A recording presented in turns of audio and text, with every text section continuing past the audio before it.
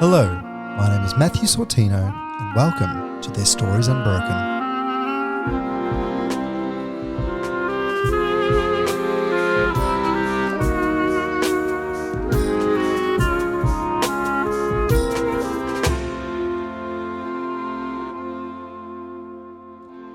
Today I am speaking to Nathan Faiman. This episode is the third and final part of our mini-series looking at the life and legacy of Eva and Nathan Rynderman and their descendants. It was wonderful to have the opportunity to speak to Nathan and hear his insights and perspectives into his family history. It was also great to have Nathan articulate the ways in which he has been impacted by the legacy of the Holocaust, how it has inspired and shaped him, and how he lives out his Judaism. There is so much on offer by interviewing multiple guests from the same family. You really do get a sense of the multi-generational differences that help paint a rich and vibrant picture into a story. Nathan Faiman is a lawyer at Arnold Bloch Leibler. He graduated from Monash University with a Bachelor of Laws and a Bachelor of Arts double degree. Nathan lived in London in 2022 to study art history at Sotheby's Institute of Art. Nathan is also on the board of the Jewish Museum of Australia. Nathan has a keen interest in researching and understanding his family history and took a gap year in 2018 to live in Israel and travel to Poland, which was a life-changing experience for him. Nathan works hard to be an active and positive contributor to the community, and I thank him for taking the time out of his busy schedule to join me. And now, without further delay, I bring you Nathan Faiman.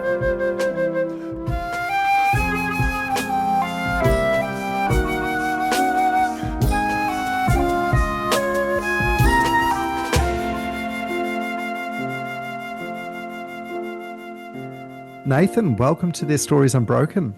Thank you. Thank you for having me. I'm sorry we couldn't do this in person as well. I know these conversations are much better had like that, but I guess this is the way of the world. Yeah, through Zoom. I sort of miss it because it reminds me of simpler times. I know COVID didn't suit everyone and it didn't suit me all the time, but there was a change of pace that I sometimes miss as we stream through life at 100 miles an hour. Yeah. Nathan, I'd love to start with the beginning of your life. Why not start there? Basically, who are you? Who are your parents? And what was life like for you as a little one? I'm the middle child. I'm one of three. My parents are Katie and Mitchell Faiman. Katie, you know very well because you work very closely with her at Bialik. My older sister is Tessa. Younger brother is Guy. And I was born in April 1999. And so it's funny because I'm watching my niece at the moment. I'm thinking, I'm thinking what I remember. And I'm thinking, you're not going to remember anything or any of this. And I'm making such an effort. But I had four grandparents at that time. And for the majority of my childhood and teenage years, I've never been asked, what was your childhood like? I mean, very happy. We grew up in Caulfield. I only moved out of that family home. I mean, we knocked down, renovated, built, but I only moved out of that home in May this year. Yeah, I mean, very connected family, very guided by tradition. Judaism's a big part of our family culture. We used to go to Turak Shul. We've now moved and go to St Kilda Shul. Turak Shul is the Melbourne Hebrew congregation. My grandfather was quite involved in that, and he was the president at the time, or previously before I was born, sorry. So it's funny how traditions and things are modeled, but they subconsciously become like the practice of your family. So I think our observance to Judaism was very much modeled by my grandparents and as well on my dad's side as well. So I went to Bialik College. I started there as early as you probably can start. And I remember we used to do the challah baking in the early learning center, and grandparents would come along and we'd do the seders, and we'd have the grandparents' days. And so I started at Bialik, and I was there for quite a while. I picked up swimming and became like quite a competitive swimmer at the start in about year 2, which is quite young, and then continued that till I was about 18. But I think Bialik, I have such fond memories of Bialik, and I moved to Mount Scopus at the start of year 8. But I think everything is better with hindsight. But I see Bialik as such a community. I'm not just saying this because you're very involved as your employer, but they're such a community school, and I really felt that at the time. a key example of that, not so much that when I had my time there, but their involvement with like reconciliation with First Nations peoples at the moment, something I assume you're quite involved in, is I think kind of leads, if there's a market of schools, leads that market. And I think that's probably reflective of just the nature. So lots of tangents here, but all in all, I had a really great time at Bialik. I moved to Scopus, a bit more religious. I don't know if any of this is relevant, but No, but I do. I've got a couple of things to jump in on, yeah. Nathan, because there's a couple of things that you mentioned. So at first you said very Jewish life, you Mm. described it as, but would you say that that was more cultural than religious for Yes, you? I think and even now I connect far greater to the culture and the people and the community rather than I do the spiritual sense. I don't know if it, I mean, I think everything is a product of your lived experience, but I don't, I think, yeah, I push heavy on the cultural aspect. I know they're a cross-communal school, which means they take various streams of Judaism. And so I think that's the way I've connected since I started Bialik and the way I connect now. And in terms of, I'm not Jewish, and some of the listeners aren't either. When you say that you moved shul from Turak to St Kilda, what does that look like or mean? Was there? I mean, you don't have to answer, but is there a reason for that, or is it like a change in the way that you practice, simply where you're living? Like, how does it work? It's funny. It's more so political than it is a change in practice. My grandfather passed away in 2016, and so because he was quite connected to that synagogue, we'd found that I fear he's like looking down on me, being like wagging his finger. But we just found that my other side was at a different synagogue, and we'd connected to the community there as much, and that was the And move we made. yeah, and that's your dad's dad that was at Yes. Turak. Yeah, and No, he. my mum's dad at Oh, Turak, sorry. my dad's parents at St Kilda. They're very similar in emphasis on cultural practice and modern Orthodox, and yeah, very similar. Yeah, and as you know, we've spoken to Rachel, your grandmother, Yes. and also Katie on this podcast. So you're the third generation that we're going to get to speak to. So there's going to be connections, obviously, along the way. But to hear a different framing or a different lens on things that might pop up. It's interesting to see. I mean, we all have the same events happening in our lives, but from different lenses. So Mm, would be interesting to see that as well. But yeah, yeah, very happy Jewish full childhood for yeah. sure. And I know that you've got, as we alluded to, your grandparents on your mother's side having that more recent arrival as migrants after World War II as part of their history versus fourth generation Australians being on your father's side. Did you notice a difference with your grandparents growing up in the way that they approached, I guess, being grandparents to you and what family meant to them? Yes, 100. And I think the first thing that comes to me is food, because I think that's a very much an expression of culture. But I think that the very, I'm not going to call them superficial, but the things that are not as deep, where it's food, um, culture, like physical, like the interests, the circles they moved in. I think those were very face value things that were very different to me. With that saying that, my mum's dad, I think he was like also seventh generation Australian. So I think there was a really interesting contrast between my maternal grandparents, in that my grandmother comes from Eastern Europe because post her parents post-war migrants in Australia, but my grandfather also is like to his core Australian. So I think I saw a difference in that. Food was a big part. I think values are very similar, or naturally. I think they're very warm, gentle, and kind people. It's interesting because I think as a grandchild you're shielded from a lot, and you kind of hide under the title of being a grandchild. But I'd be interested to know what my mum's response was, because I think she would have been more attuned to the nuances in the way they connected as grandparents. They connected as parents for her and grandparents for me. because I mean, as a kid, and even now I'm not limited in my time, but the things you connect over aren't the same as what you connect over with your parents. And it's not structured, but there's a way in which a grandchild relates to a grandparent. And I think the way to articulate it is just, I think I was more attuned to the superficial things because that's what I was doing with them. We were going to different restaurants, not in terms of like degree of fanciness. It was just my grandmother would go to like a European restaurant, and my other grandparents would do like a Chinese takeaway or fish and chips, or like those things were very different. And I loved it. I loved it. But the way they connected through warmth and generosity is very much the same.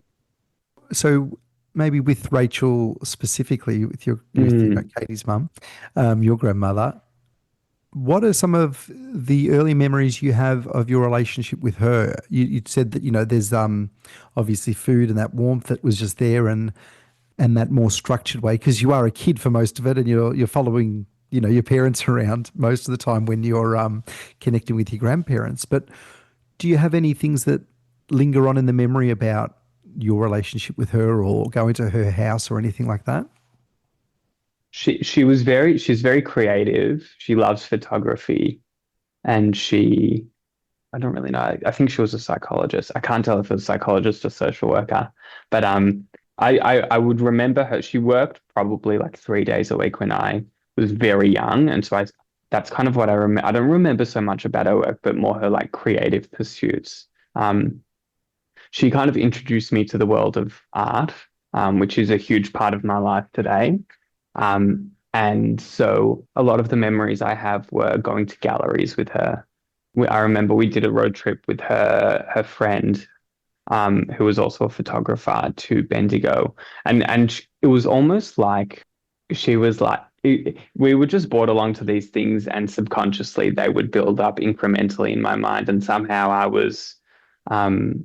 I think only recently as a young adult, like found such a passion for the arts, but I think it was nurtured through her, and that was a big part of our relationship. And it was very much with my grandparents as well. So my grandfather was heavily involved in performing arts, with the Melbourne Symphony Orchestra or the opera. So we kind of grew up going to these. We saw the Magic Flute, which is like apparently like the beginner's opera. We saw that quite a few times because. And that's something I remember about my grandmother as well, just like a love for the arts and a love for sharing that with us. I was on the phone to her last night because one of our very close family friends just passed away. But I was telling her that how a lot of my relationship with her includes all her friends as well, because these people became like surrogate grandparents to us. And so we were very entrenched in their social circles as well, which I've loved. So we would go, if our parents were away. There were a few times when our parents would go away and would move into their place, and my grandfather would buy us pastries in the morning, and then they'd take us out for dinner with their friends. But we grew up with their circle of friends. I think those are my key memories with my grandmother in relation to like her mum's experience. Probably jumping the gun a bit here, but I think it goes back to the fact that I was quite chilled. I met my great grandmother, but I never really I don't remember much about her, but I remember my grandmother talking about her a lot. And a lot of the picture I have of her is about 70% from my grandmother. And I think a lot about my grandmother. I think it's less about me as a child, but recently Jewish practice is a very central focus for her, and she's very focused on Yiddish culture as well. And so maybe those are things that I didn't really notice when I was a kid, but were very much involved in her life. But they're things I 100% notice now. And so those memories of culture, Jewish identity, family, and friends were the key tenets of our relationship. I know that sounds very formal, but if we were to put them in a structure, that's kind of what I remember about my childhood with her. Amazing. And you talked about swimming earlier, and being at Bialik and then moving to Scopus. At this stage, was art or the performing arts or anything like that a part of your life that you talked about being surrounded by? Did it enter your way of engaging in school or extracurricular activities at all? It didn't. It was very much like a weekend thing or if we were like dragged along, it was always very begrudgingly as well. And I'll add, like, no one as a kid wants to go to an art gallery Yeah. and just sit on the chairs and wait for their grandparents to finish. That the arts and performing arts were very much like art. We'd go to an event or something with them, but it wasn't a key focus of mine. I think also you're confined by like social norms, and I was a young guy trying to navigate probably what would have been very difficult things in middle school. And perhaps maybe on reflection, I wish I had the confidence to, but maybe I didn't have the interest as well. So Hmm. not so much a thing then, but very much involved now. Before you left to go to Scopus, you would have done the Roots project at Bialik. Is that Mm, right? Is I that did. the first time you dug into your family history? Yeah, and it's interesting you say that because we also did something called a creative response as well, which I think they would still do. Yep. That was very much my first. We knew stories, and I knew who I was named after. Oh, it wasn't such a critical engagement, and even as in year seven, I think it wasn't such critical engagement, and only until I went to Poland, and which we'll talk about, I'm sure. But it was very passive exercise. I'd sit with my grandparents, we'd have a conversation about their life. I remember we had my grandfather's, probably revealing a lot. We had my grandfather's PA because he was a judge at the time. You like type up the notes. I engaged enough as I could to get through it, which again, on reflection, I'd probably do differently now. First time I'd sat with grandparents and had a talk about a very structured talk about their life. The creative response was interesting because I actually don't think it landed so well with my grandmother, but I had created, and I'm sure it's somewhere in my parents' roof or something, but I'd created a suitcase and on it were stamps. I mean, one of those box suitcases that probably existed out of the 1700s, but on it were stamps from each country she passed from coming from Eastern Europe to Australia. And it was like the pathway stamped on a suitcase. I think it was a very visceral thing for my grandmother. And I think she found it, yeah, on reflection, not great. But I think, yeah, that was kind of, if the creative response is very much something that is like the key takeaway from your Roots project, that was, I think my grandmother's journey and my great grandparents' journey to Australia was very much the primary focus. Hmm. It's interesting because from all the discussions and chats I have around this project, it's often always seen as about the child learning and about the grandparent willingly giving all this information through a more formalized chat. And it's often the generation in between, so the parents or the children of survivors that feel, oh, I never got to hear these stories. I had to wait until they shared them with my grandchildren.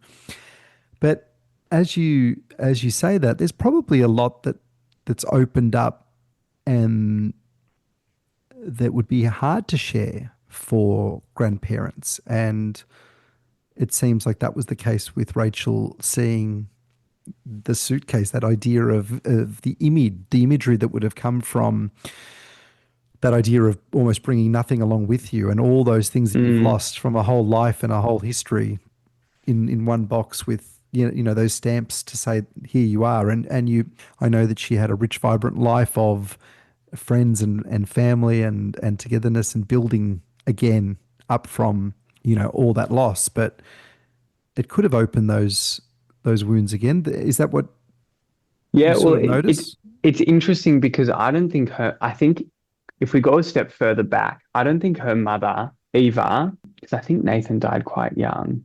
Not quite young. I think he died. Nathan definitely predeceased Eva, but Eva didn't really, I think she found talking about the Holocaust too traumatic. And so I think my grandmother became a bit more unbeknownst to what had happened. I mean, we've got a structure and a story, and I've got it typed up here with me. But I think that probably filtered down. If we talk about intergenerational trauma, I think she was 100% affected. Whether it was subconsciously or very consciously, I don't know. But that was my first, and I remember it because I not that I was offended. I was just like a bit, just something didn't land well that you'd put effort in, and you kind of had to really think why. And I thought, why didn't this creative response land well? Yeah, I think she had difficulty facing something that her mum found quite difficult to face. I mean, I'm speculating here, and I might bring it up with her this Friday night, but yeah, yeah, I think I will. I think that she had great difficulty. And part of, I guess, this podcast's value is the fact that I get to hear from, in this case, three different perspectives and three different voices with very different lenses on history. And it's interesting that you do say that, because I think it was, listening back and hearing Rachel talk about her mother, Eva, having a much better relationship with her dad and not as much with her mum, who didn't talk as much. And then with, as you say there, maybe Rachel hiding some of that, obviously being a very open person in other ways, but when it came to that, potentially not being as open. And one of the things that is very interesting is Katie, your mum, was talking a lot to me about feeling like she had to be really careful in what she said and shared. Not because anything was offensive, but it was just like, well, I haven't asked permission about that. I haven't discussed this with that person, so I really can't say. And there was a lot of that second guessing that came out. And actually, some of the best stories I heard from Katie were once the microphone was turned off. And it was interesting that came out. So I wonder if you've noticed any, that happening, and maybe if it is that, whether it's intergenerational trauma or just personalities shining through, or and if there might be a difference between maybe the male and female lines of the family, and that could be something that there is there too. I'm not sure. I just think it's a lack of knowledge, to be honest. I mean, I've got this speech. I went to Poland, and I'll actually quote something out of it. I went on a gap year in 2018. I lived in Israel for about 6 months, and part of that was going to Poland. And that's kind of the substance of my understanding of what this conversation is all about, because and I think why my mum thought it became a conversation at our Shabbat dinner table as to why Nathan was chosen to go on the podcast. But I think this is why, and because I'd done quite a bit of research into my grandfather and had gone on to this on this program, and we went and visited Poland and went to the key landmarks. I also went and saw Nathan and Eva's house, and there's a great story there. We'd planned to go to Poland. I knew that there's like this whole rich history there of my family, and so I kind of worded up everyone at home, and they sent me. I've got all the documents here, all the details of what I needed to know, where their house was, if I wanted to go see their house. I chatted to someone on our team who had said, where you're okay to go and visit your grandparents' house and go off the program, you'll have to go with a security guard, and maybe don't go in, but we're happy to see where this goes. And for context, I think there's a lot of, I have a lot of thoughts about Poland. I think I need to go back in a different context, but I think there's an apprehension to engage with descendants of people who lived in those places previously. There's no like really diplomatic way to articulate it other than that I think that they don't want to be blamed for the atrocities of the past, and don't want people to come knocking and be like, this is actually my house. Yeah, I've just heard stories about that, so I kind of understood the nuance of why they needed to send a security guard and word me up with a warning. But I went there. It was quite surreal. I went there, got out of the cab, the gate had like, you couldn't really get in without a keypad. And so the gate had flung open because someone was walking in at the time. And so I ran out of the cab, grabbed the door just as it was about to close. I know this sounds very dramatic, but it was true. And so I got in, and it's this tunnel. It's a group of apartments, and they rented, I think. But you would walk in, and the tiles you'd walk in through a tunnel, and then it would be a group of apartments surrounded by a garden internally. So like a cylinder circle surrounded by apartments.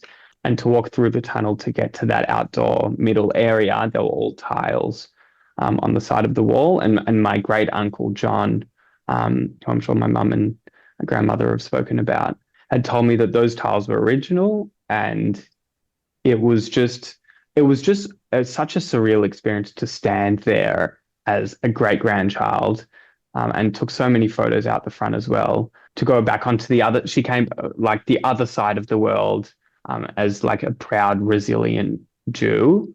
I saw it as very much a moment of defiance to what had happened in the past, and a kind of like a nod of respect to her as well, and Nathan. So that was kind of that rich experience that I had in Poland, and I said a speech. And back to what you were saying before about whether we spoke about it as a family, where there was this open dialogue.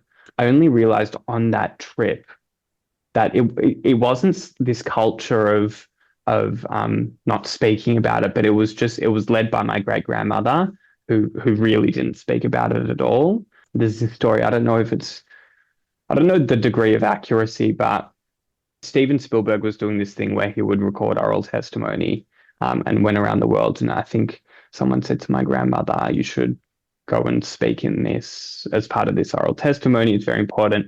And I think she just couldn't bring herself to do that. And so when I kind of gone on this trip and kind of tried to understand, I just think it wasn't something she was comfortable talking about. And that kind of trickled down because we had such a lack of knowledge. And which is why something like podcasts like these are so important, because creating concrete oral history and testimony is really important, but we didn't have that. And what I've got here written down, so I said this speech while I was in Poland. I think it was at Treblinka, which is a concentration camp over there. And so what they'd encouraged a lot of the students to do the attendees weren't students by then, but to do is to share stories about your family. And so part of what I said was I quoted what my grandmother had read as part of my great-grandmother's eulogy, Eva's eulogy. And so I'll read just directly from the page, but what my grandmother said was, "Mum was not a historian. She didn't locate her memories in a structure of time and place, and regrettably, I didn't ask, not wanting to interrupt her rhythm and awaken unexpected traumatic memories and experiences I feared neither of us could face."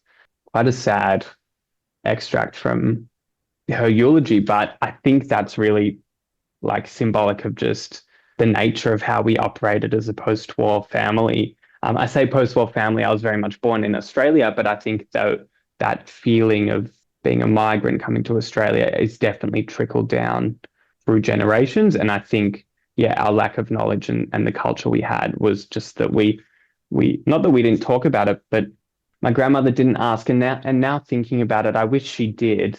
It's hard because you can't say you would have done it differently because I wasn't in that position, but I really wish she did, because I think we face as a community an uphill battle against whether it's denial of the Holocaust or denial of Jewish identity or just anti-Semitism generally. I think concrete stories and history and facts are how we combat that. And maybe for that purpose, I kind of wish my grandmother asked more questions, notwithstanding the fact that my great-grandmother probably wouldn't have been able to answer because it's just too traumatic. But I wish for that purpose, but I also wish for the fact that I wanted to know. And so, I mean, we know the story, and I'm sure my grandmother's told it. My mum's told it about they grew up in Poland, taken as Russian prisoners of war, reunited after the war. It's a very structural story. There's a lot we don't know. And I'd be interested. I don't know if the other people you've had on the podcast had such comprehensive stories or whether they, I mean, where the storytelling was such an inherent part of their family dynamic. I don't know. And there's been, yeah, a lot of differences, but I think what you're expressing is the simplicity of why things might not have been shared, which is the fact that, and what was the wording? It was like didn't want to disrupt the rhythm of life. Mm. Like things are going okay, And maybe we've moved on, after, or yeah. let's not open this can of worms or this horror. All the work done to build out of this and move past it. Is it worth opening all of this up again? And I understand that, but I also understand the reasons that both personally and more broadly that you want to have these stories told, and those concrete examples, and not just step by step what happened, but also maybe some of those real personal stories and Mm. emotional sides of it that may not have been revealed. And I think as well, in addition to that, I spoke at my grandfather's consecration in 2016. I remember saying that I have this idea that I think grandchildren have this implicit responsibility to learn and then retell the stories of their grandparents or great grandparents. And I wish I had the capacity to do that. Again, we've got a structure, but I feel there's some deficiency and I can't really pinpoint what that is. But yeah, I mean, credit to them. They came from such like sadness, and I mean, her whole family were killed in concentration camps. Came and set up a deli, and my grandmother lived at the back of the deli. I have this in at Bialik. I don't know if it was in year five. I don't know if you still do this, but you get this box with like little small. I got a kiddish cup in mine, which is what we drink the wine in on Friday night. I got a photo of a couple things. I got, I don't know what to call them, little just like material things that are kind of the culmination of your life. And who In gives you that box? I think your family kind of create it for you, and it's a gift to you. Yeah. I can't remember if we got it in like year three. I remember my grandparents were there, but part of that box was a photo of my grandfather Nathan, who I'm named after, and it was him standing behind his deli in this black and white photo, and I definitely still have the photo, the box, so I hope the photo's in there. But it was him just standing there with such pride and comfort and ease, and I think that was the focus. Just moving on with life. I think post-war life would have been quite difficult here in Australia, and I don't know if there was such a surplus of money at that time either. And so I just think it was we move on with life, which I have such respect for, because how's that for just like resilience and perseverance? Again, in the same, I mean, humans are complex in the same way. I wish we inquired more.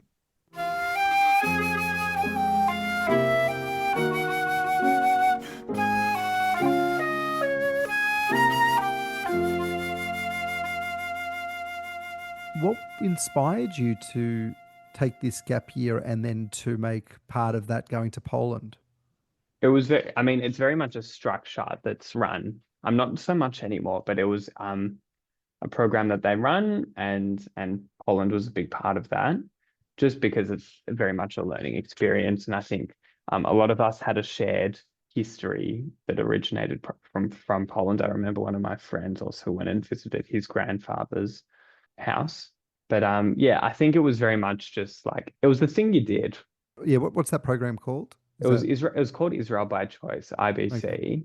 I don't know if it's run anymore, but yeah, that was the program I went on. We lived in Israel. We moved between Jerusalem, Tel Aviv, and a place called Yerucham, which is in the center. And we lived in these like caravans. It was like, yeah, great experience. Poland was by far one of the more meaningful parts of the trip. To take this in another direction, I say to my grandmother, I want to go back.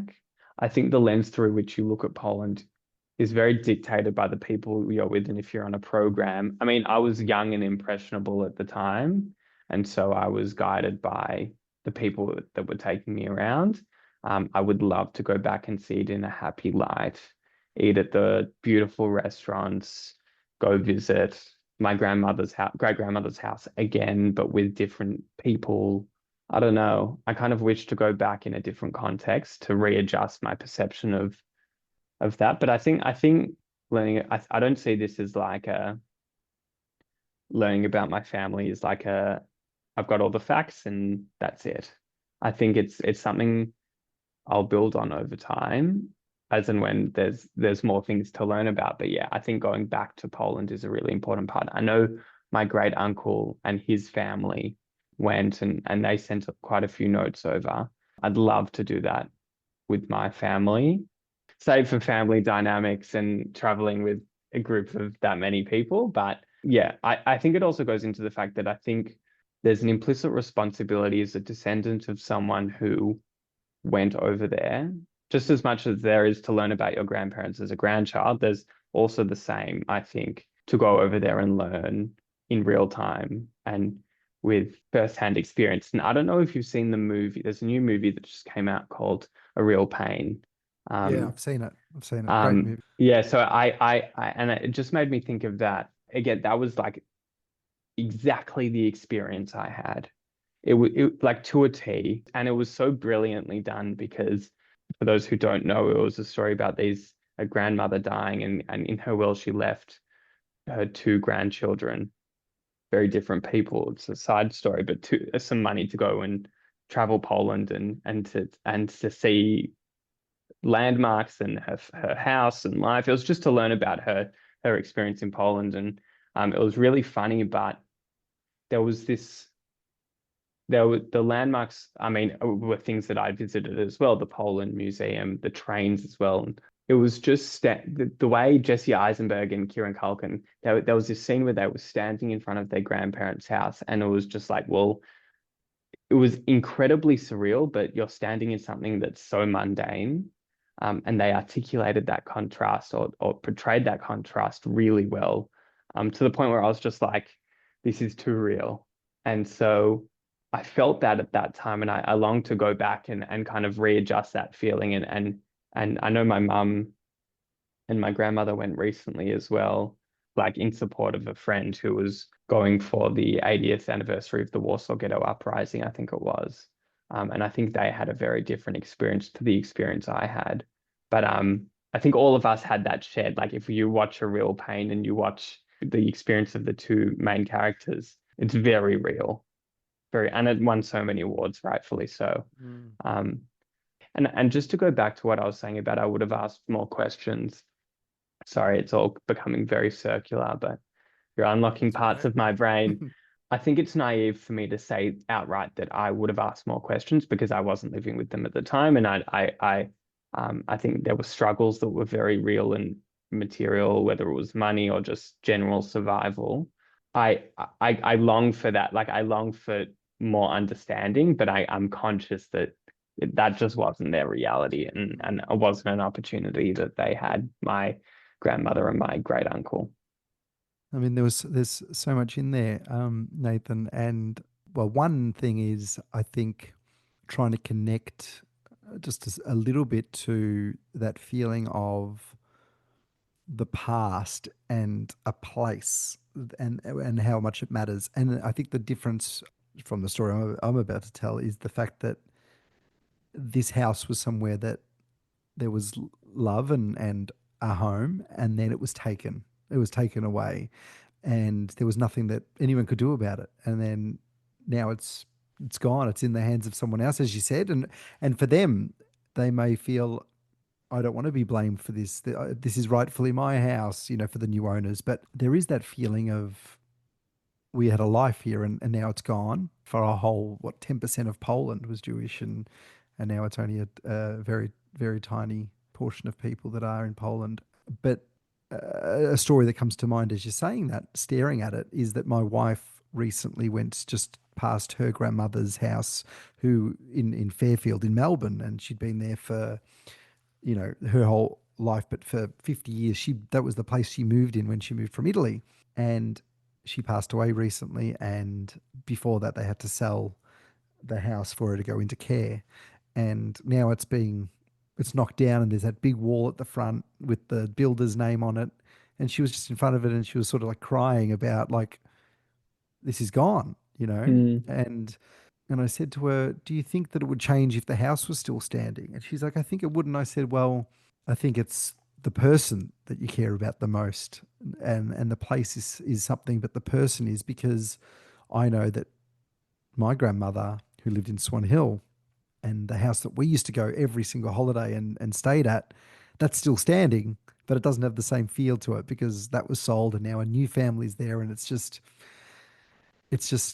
not the place. So it feels weird driving past that every time I go up to Swan Hill, and going past there. So there's a human story that's universal with looking at the past and feeling some sort of nostalgia or sadness or something, wishing that there was more. But with the story of the Holocaust, I think it just takes it to that next level because so much of it was forced mm, away, and so much of it is in a way, a unique horror to it. But in saying that, I think although the mechanical nature of the killing and the 6 million Jews that were murdered, I think across World War II there were 80 million. I think it's 80 million people that died, and we sometimes forget what a crazy thing it is for so many people across so much of the world, not only to have lost people, but whole cities gone, whole mm. histories just disappearing. And that was only, what, 80 years ago, 85 years ago now. So as a society, we sort of do move on. Like the story of your grandparents opening the deli and moving on and getting on with it is sort of also something we see where it's like, yeah, that happened. Yes, we have a memorial and there's people's lives that are deeply, there's a personal nature. But as a society, we just seem to go, that's history. Yeah, It's not going to happen again, and we move on. I think like podcasts like these or stories being told is like what keeps us, like we've got this saying and about the Holocaust, I think never again. Mm, And I think this is what concretizes that saying, because I think yeah. never again is just like a saying, and I think the practice is sharing stories and visiting and reconciling the past. So I think, yeah, 100% we need to move on in the same way. We need to find, I think, innovative ways to remember the past as well. I think it's funny because and just to go on a tangent, the generation of Holocaust, I think I was saying to someone at work actually today, because I was telling them I was going to do this, but I think I'm the last generation to have like face-to-face interaction with a Holocaust survivor, and to be able to remember that, because I know there's very few of them left. And I know, like, I'm thinking about my niece who's like 1 year old, just over 1 year old, and I'm thinking even if she did now, she wouldn't remember any of it. So the whole practice of never again is coming face to face with those people and learning and visiting, in the same way as moving on with life, but carrying those stories with us to again combat anti-Semitism, denial of the Holocaust, which is a very real thing, and denial of Jewish identity, in the diaspora in Israel. Yeah, I think it's all interrelated. I think previously, the whole concept, and this is a whole different kettle of fish, but I think the concept of Zionism and Judaism are hugely intertwined, coming out of October 7th, something I've learned. And so there's a huge part of advocacy there that involves, learning about your history and telling the world. Yeah, absolutely. And on that, with that connection with Israel as part of identity and belonging and community and all of that, did you feel a connection to Israel prior to your gap year, to that visit? Yeah, I mean, we went on a big family trip with my maternal grandparents and my cousins, and that was like the big, let's go study our roots story. And we did that, and that was a lot of fun. That was my first time. I've been a few times. That was the first time I went. I competed over there as a swimmer in the Maccabea Games, as well. But there wasn't like such a spiritual, like strong connection to the place. I'm longing to go back, and I think it's because I think I have a really big cultural connection to the people and the communities there and the land, and I think I talk about a lot about responsibility and it puts a lot of pressure on these things, but I kind of think with purpose here. And I think as a Jew in the diaspora and as an advocate, if you are an advocate, I'm not going to say if you are an advocate, but I think that the highest form of advocacy is going over there and going to Yad, whether it just going in and probably being careful how I articulate this, just because I don't want to isolate a demographic of people that don't have the opportunity to go to Israel or just don't see value in that, but advocates themselves. But I just think for me, going over there is a really important step. Obviously, incredible culture over there, very resilient and people, especially as we've seen since October 7 as well. So yeah, I don't think there's been such a spiritual connection, but a cultural connection. And I think that's probably symbolic of, again, the way I interact with my religion. I don't connect so spiritually to my synagogue or the practice, but culturally and to the community and the people. One thing also that sort of makes me want to connect to this point is that you mentioned how your grandmother Rachel had a strong connection with Yiddish and Mm, I guess maybe the more Ashkenazi Jewish life, and that you even said on that trip itself that although you love and felt a big connection with Israel, that some of the deepest learnings came from your visit to Poland and seeing those places. And it's this interesting sort of push and pull because there is this idea and this smile that's on everyone's face pre-Holocaust, like what life was like there, mm, whether it was Prague or Budapest or Warsaw or Lodz or whatever, or Krakow. There was a life and a center of life and something there, and that was taken. And there is this anger yet defiance that comes from coming out the other side from the horrors of that. And in my life growing up, I thought, and I think the media or the narrative that's being said is maybe to get over everything or to paint it in the life of the victors or whatever, is that it was the Nazis, a particular people that bought into Nazism in Germany that caused this. And although we know that Poles definitely suffered as well, there was also a collaboration upon mm. from many that was there. But that's often not part of the story we hear about the non-Nazi German groups that collaborated to help, whether it was accelerate or expand or extend or support the Shoah. So, but that's often not known, and I think it's taken conversations through this podcast and just generally to realize that there is this, and I mentioned a push and pull before because there's this hatred might be too strong a word, but there's this resentment or this hurt that exists thinking about Poland or and the, Yeah, and and the you're pain. But then there's completely also right. a connection that you want to have there. But can you have that connection? And you mentioned the movie as well, where it's actually both characters experiencing Poland in a very different way, but almost that could be one person experiencing it too, like Hmm. the idea of the chilled out, jovial nature of going to these sites and seeing it as a history and this travel next to the horror and the heartbreak and the breaking down, and all of that's would be within every. I'm assuming most Jews that go For back there, sure. or yeah. Yeah, and it's funny you say that because I see a lot of me and my brother in those two characters as well. Not that I think he's been to Prague, but he hasn't been to Poland. So I think I envisage that if we went there, we would be very similar in the way that they've engaged. But yeah, I think you're completely right about that concept of resentment because I long to love the place and have a connection to it in a way that my grandmother or my great grandmother probably had pre-war. But yeah, I think it's just very much clouded by the stories. And I remember walking through and probably sounds a bit dramatic, but I felt like I was walking on graves a bit around the place. Like I remember we went and visited Majdanek, which is a concentration camp, and it surprisingly has not like been touched or like it's quite awful the place. You can see marks on the walls. Yeah, just like awful place. But it's in the middle of like metropolitan Poland.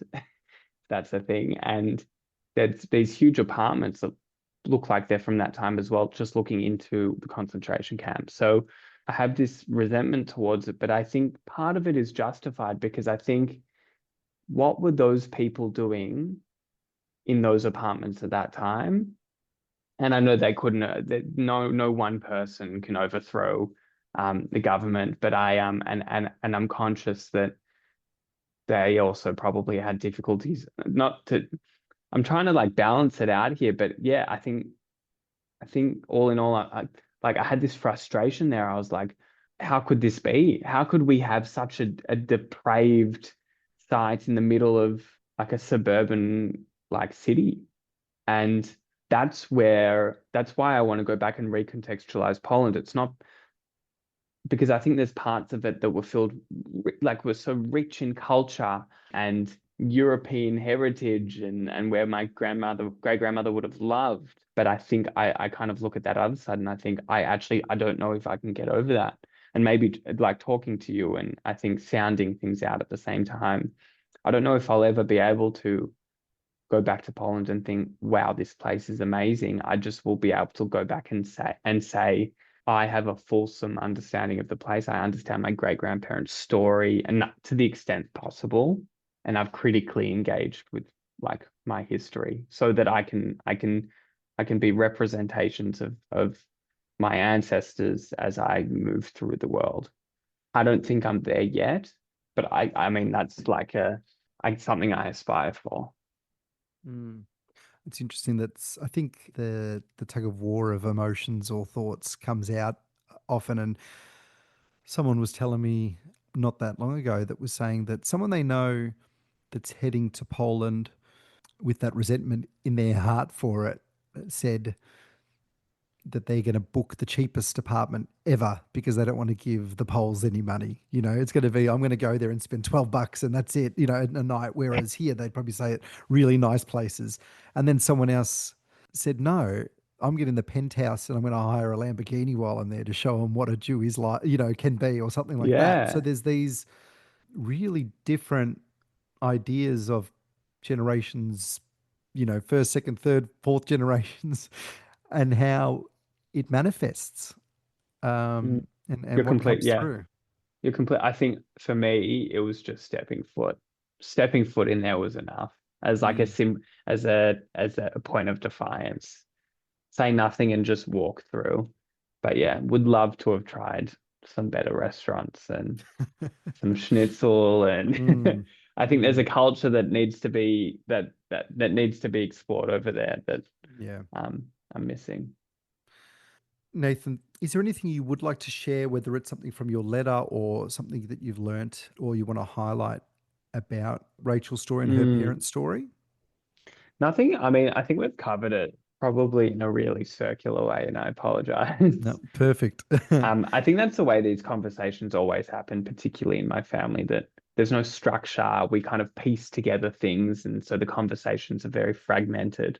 But I think um, it's a rich conversation nonetheless. So thank you.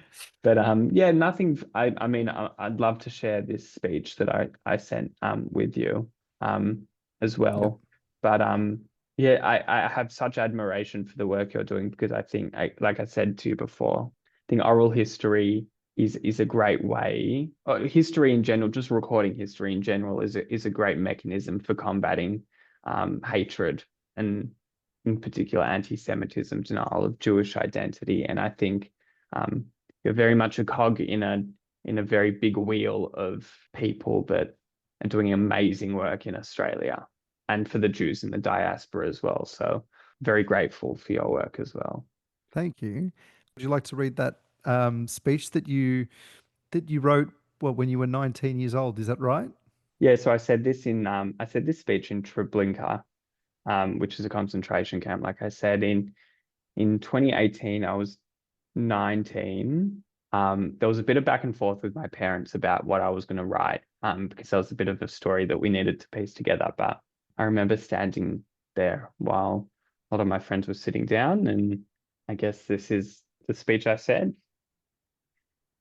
My late great grandmother, Eva Rynderman, passed away when I was only 2 years old, so I remember very little of the person she was, but more so of her journey throughout the war. Luckily for me, my grandparents, parents, and extended family have filled in the gaps, describing her as infinitely loving, tenacious, and driven, particularly throughout the harder times of her life. Engaged prior to the outbreak of the war, she and her late husband, my great-grandfather, Nathan Rynderman, were known to be a creative team. When Poland fell in early September 1939 and Nathan returned to Warsaw, they decided to go to Russia to flee the imminent danger that Nazi Germany posed. Growing up, my Nana Eva was one of 5 children. She had 3 sisters and one brother, David. Early one morning, Eva was listening to her radio, curled up in bed. She heard an announcement calling for strong Jewish men to join a resistance group to fight the Germans. She ran to her brother, David's room, told him of the announcement and the meeting place dictated on the radio. She then woke her father, Moshe, and told him too. Moshe told his daughter, Eva, that he had already survived one war, being World War One, and believed he didn't have the strength to fight and survive another war. David, Eva's brother, packed and left. Upon arrival, all Jewish men who arrived at the designated meeting spot were killed by the Nazis, a malicious ploy by the Germans. She described Poland as to be chaotic, confined by the Germans in Warsaw and the Russians in Bialystok. They walked and hitchhiked to Bialystok, avoiding such enemies, and married there. Eva decided to show her father her ketubah, which is the wedding certificate, and went back to Warsaw. Nathan couldn't go with her as he was too Semitic looking and took refuge in someone's barn while she made her way back. This was the last time she saw her father and her sisters. They were caught crossing the Russian border and taken as Polish prisoners of war. They were separated. Eva spent the next 2 to 3 years in prison factories, and prison farms. These were the worst years of her life, which she could never make light. She was released from jail when Russia joined the Allies and hadn't heard from or about Nathan, and interpreted no news as good news, convincing herself that she could find him. She thought he would join General Anders' army and start her journey to meet him. She spoke of constantly meeting people and relating to people, mutually helping each other and having her good deeds reciprocated. At one point, she stowed away on a stoop on a troop train. Then she was discovered by the captain, who she convinced to help her, pleading, "Haven't you got a daughter like me who may need help?" The captain locked her in his cabin to keep her safe and let her off in Tashkent. There she met a friend who offered to share her place and journey, but Eva declined, saying her husband was in Tashkent and she was going to find him. The woman laughed in disbelief of her tenacity amid such difficult times. Later, Eva went to the Red Cross and wrote a message to Nathan on the wall. On returning the next day, she saw he replied, suggesting a time to meet at the railway station. This meeting was miraculous.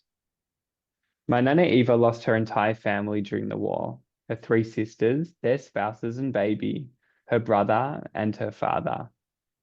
Her mother died of influenza when Poland fell, being the sole family member to have had a Jewish burial. She couldn't stay in Poland as she felt she was walking on graves, and hence they migrated to Australia in 1948, the furthest place from Europe, where she thought she may find solace and safety. Nana Eva endured the depravity of the war, the death of her husband, and later, the post-war's trauma.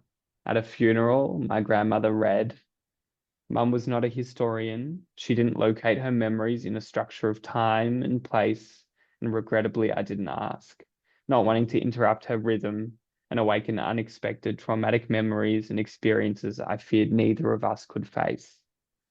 My family, extending to 3 generations, live as a testament to the courage and tenacity of my Nana Eva and Papa Nathan, and are forever in our memories, stories, and lives." That's what I read on my trip. Beautiful, Nathan. Thank you. And thanks so much for sharing that. I think it adds a lot to the story across the 3 episodes so far. So really appreciate that. I want to take us now to a little bit about your life and Mm, your adult life and what you're doing today. But to frame it, I guess you used a word earlier, responsibility. That you've got this inherent responsibility that you feel. Is that as a Jew? Is it as a descendant of Holocaust survivors? Is it a bit of both, or is there something more to it than that? I think it's a combination of many things. I think it's as a grandchild and a family member. It's as a Jew. It's as I'm really trying to not move through the world passively. And I think if you impose responsibility on yourself, you kind of live with purpose a bit more. So maybe I'm manufacturing these responsibilities out of thin air, but I think they create a structure for me to kind of live with purpose. So for sure, it's as a family member, great grandchild of people who survived the war, as a grandchild of what we would call a second generation survivor. Yeah, and as someone, I've kind of really not enjoyed, but maybe enjoyed, but like critically engaging with these stories. And I think just my disposition is such that I find a responsibility to share that and to walk with that through life. And has this sense of purpose driven you and inspired you to, be where you are today? I know that you're in law and doing wonderfully there, but there's also a connection with history and art history, more Mm. specifically. And you also discussed a bit earlier the idea of that connection with Aboriginal and Torres Strait Islander peoples, and that also plays a part in some of your journey too. So can you sort of weave together what your career looks like and some of those touch points? Yeah, for sure. I mean, my career as a 26-year-old, um, but what's happened of late. So I studied at Monash University, and it came post-COVID, it came a time when all my grandmother's pestering about art and culture and all the events and galleries and things I went to, kind of I started reading incessantly about art history, and it was one of those things that I kind of found and was all encompassing. So I kind of pitched an idea to my parents about going overseas to study art in London. And so I went and studied at like an art school based out of an auction house in the UK. That was in the middle of my law degree. And then I came back, finished my law degree, and I kind of have found myself as a graduate lawyer in banking and finance. And so my practice is very structured, and we've got a demographic of clients we work with. But my life kind of looks very different to what that would read like on paper. The firm I work at, we do quite a lot of pro bono work, and we do a lot of work with Indigenous and First Nations people. A lot of our public interest work, pro bono work, kind of that's something I'm like uniquely involved in, which kind of ties into that idea of like walking with purpose. That's something I really enjoy. To tie all these interests together, I wrote my thesis in the last year of my law degree, and it was on the legal avenues to repatriate Indigenous Australian art and cultural objects from the British Museum in the UK. That was kind of a combination of my interest in the law, my interest in the arts and First Nations advocacy. And it was a really interesting and gratifying research exercise. It was very long, but that's something that has guided me in that direction of the work I'm doing now here at ABL. But I started as an observer of the board of the Jewish Museum about a year ago.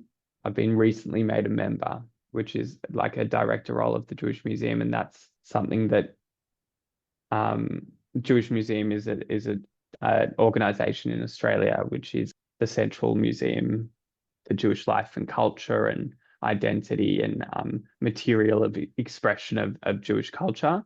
Very circular definition. I apologize, but I derive a lot of purpose from doing that work. That's not something that kind of stemmed out of post October 7 world where I found that I needed to channel advocacy into something, but more so about a combination of interests and something that just organically formed. So yeah, a lot of my time is split between the work I do here the pro bono public interest work I do, the museum type work with the Jewish Museum I do as well. And coming out of university, you kind of know nothing. I mean, you know constitutional law and how to write an essay in 2 minutes, but these various facets of my life, I'm my role, I think at the moment is just being a sponge and being able to absorb and learn, because I think things grow organically, and as you learn more, you kind of go in different directions. And so, yeah, I think what my life looks like now is art, law, family, work, a lot of work, but very purpose driven and fulfilling at the same time. Post October 7, with, I guess, your interests and the pro bono work that you do, and well, to give this some context, one of the things I've noticed from many Jews and non-Jews alike, but people that have had, I guess, a shattering of the paradigm they see the world through, is that this idea of maybe cultural safety, but also like inclusivity, like that sometimes doesn't seem to extend to everyone now in certain circles. And some of those places are activist spaces or places that are for not-for-profits or charities. And these places that we want to embed ourselves in feel a real key part of. For example, for me, it might be the Labor Party, or I used to be a part of the union in teaching, and I actually removed myself from it because of some of the statements that had been made around Israel. Yeah. And even today, seeing, like, my wife is a teacher and she's part of that, the AEU, never cancelled, never bothered, and I would never talk to her about that, doing that. But I was reading it today, and like there were two full spreads, like even now, 2 years on, full page spreads on sort of Israel as the bad guy, and Mm. and yes, there's some framing there that makes sense, looking at education within Gaza and schools and all of the stuff that I understand makes sense in that magazine. But a lot of the way it's framed and the fact that this is happening every single release, there's a lot of people that you're excluding by doing that, Yeah. I feel. Have you, and this is a long way of asking the question, have you felt yourself feeling differently politically, or with where you're comfortable putting yourself Mm. in because of, I guess, the reaction? I'd say more on the left side of politics since October 7. It's something I've thought about, and probably something I haven't felt as much as other people, just by nature of the circles that I move in. One thing that stands out to me is the arts community. I found that, and it's less about me being treated differently, but more me withdrawing from certain things. By way of example, I used to go to these gallery openings and engage in a certain demographic of the Melbourne art scene.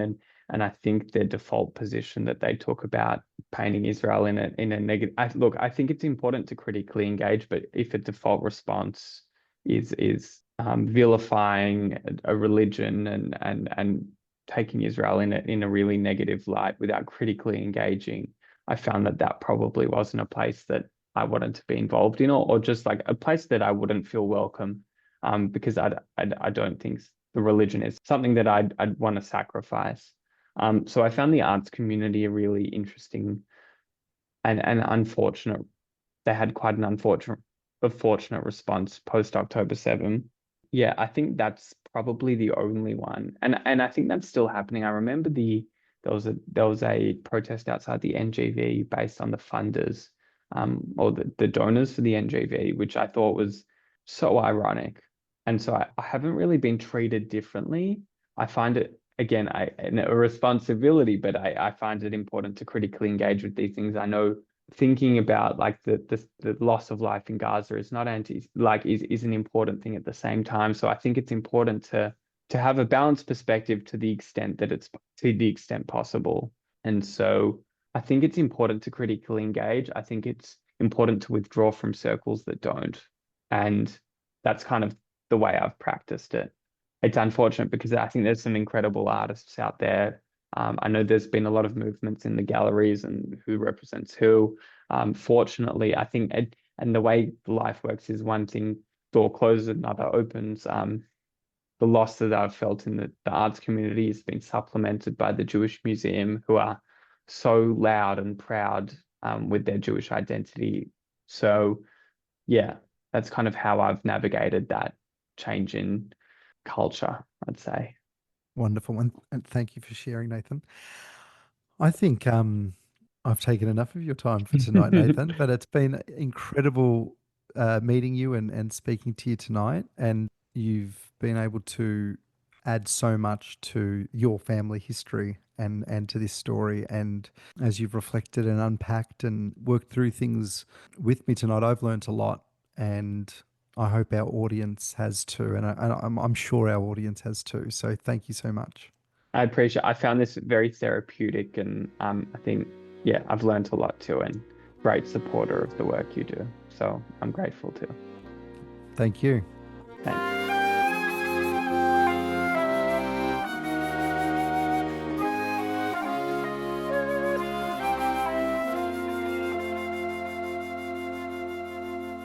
Their Stories Unbroken is recorded on the lands of the Wurundjeri people of the Kulin Nation, and I'd like to acknowledge their elders past and present. I'd also like to acknowledge the founders of the Bialik community, who in 1942, a time of tragedy and horror for the Jewish people, and for so many others around the world, visioned and developed Bialik College as a new type of schooling for the youngest members of the Jewish community. If you enjoyed the podcast, please subscribe, follow, review and share. If you would like to get in touch with me, you can email theirstoriesunbroken@gmail.com. Thank you to Bialik College and all the staff behind the scenes that have helped make Their Stories Unbroken possible. I'd also like to offer a special thank you to the Bialik College Parents Association for their support in the podcast, as well as to musician Adam Starr. Additional thanks to Yad Vashem and the Gandalf Foundation. Please check out the show notes for links and any additional information. See you next time.